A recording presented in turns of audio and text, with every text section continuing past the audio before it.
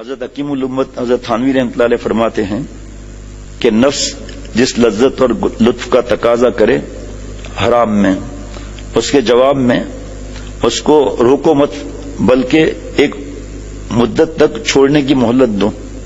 پٹا کے بتایا نا علامہ بصیری رحمۃ اللہ علیہ فرماتے ہیں نفس مثل بچے کے، اس کو پٹاؤ گے پٹ جائے گا جناب، اور کہو کہ جنت میں چل کر اس لطف اور لذت کو حاصل کریں گے، کیا بات ہے۔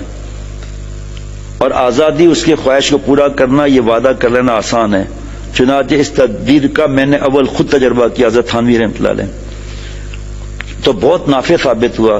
پھر میں نے دوسروں کو بتایا تو انہوں نے بھی اس کو نافع ہونا ظاہر کیا۔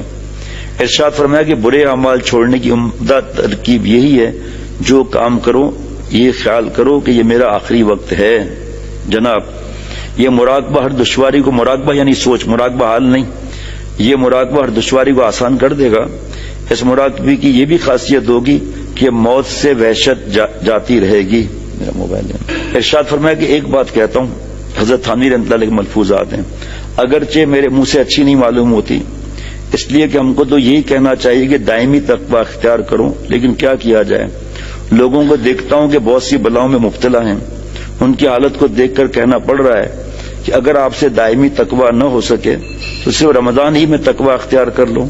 رمضان کے بعد تم کو اختیار ہے، لیکن اس کا مطلب یہ نہیں کہ باقی 11 مہینے تقویٰ نہ اختیار کرو، بلکہ مطلب یہ کہ نفس سے 1 ماہ کے لیے صلح کر لو۔ دیکھیں فرماتے اگرچہ مجھے یہ نہیں کہنا چاہیے، لیکن حالات دیکھ رہا ہوں گناہ میں ڈوبنے کی، اس لیے میں کہہ رہا ہوں۔ جناب تقویٰ یعنی کف النفس عن الہویٰ، یعنی گناہ نہ کرنا، گناہ کے تقاضے عمل نہ کرنا۔ 1 مہینے کا سے صلح کر لو، 1 ماہ کے لیے تقویٰ اختیار کرنے پر نفس کو راضی کر لو، اور یہ کہو اے نفس 1 ماہ کے لیے متقی بن جاؤ، 1 مہینے بعد پھر آزادی ہے، اور جب یہ مہینہ گزر جائے تو 1 ماہ کے لیے اور صلح کر لو۔ کیا بات ہے، اتنا مزہ آتا ہے۔ دوبارہ پڑھ رہا ہوں ویسے یہ، بلکہ تیسری دفعہ پڑھ رہا ہوں۔ نفس کی خاصیت بچے کی سی ہے، آگے نا بچہ بہلانے سے بہل جاتا ہے، بس تم بھی نفس سے کہہ دو کہ عید کے دن تک تو متقی ہو جا، بعد میں تجھ کو اختیار ہے۔ چکر دے دیا نا، بچہ ہے نا، چکر دے دیا۔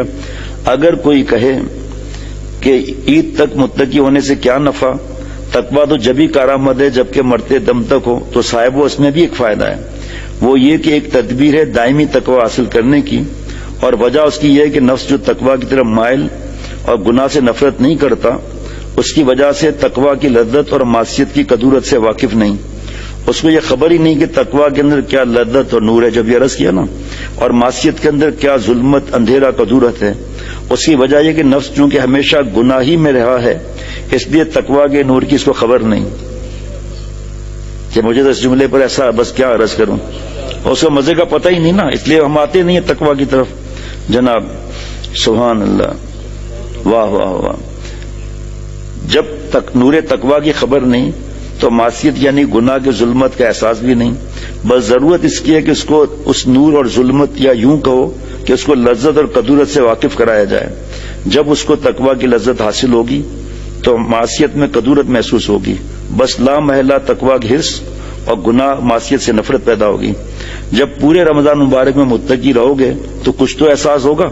نفس سے صلح کی جب میعاد ختم ہو جائے گی تو شوال میں نفس تقویٰ کی لذت اور حلاوت اس کے نور کو یاد کرے گا، اس وقت اس کو ولولہ اور شوق ہوگا، طلب ہوگی، تقویٰ کا نور اپنی طرف کھینچے گا اور گناہوں کی کدورت سے اس کو روکے گا، بس اس طرح وہ رفتہ رفتہ اللہ والا بن جائے گا۔